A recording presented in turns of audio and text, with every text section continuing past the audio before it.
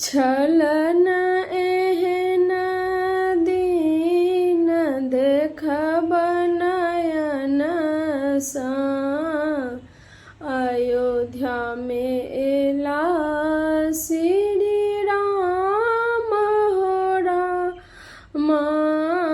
छलन एहन दीन देखब नयन सा, आनन जानन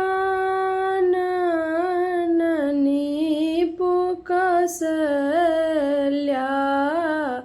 गज मोती अरिपन पुराण हो रामा।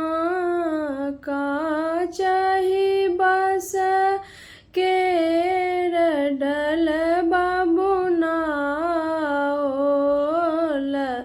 ताहि भरल दुभिधा न हो रामा। चुंबज बैसली मातु कौसल्या,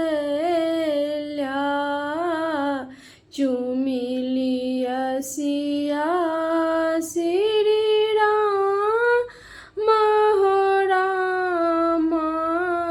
देसहि देश के मुनि सब आओल,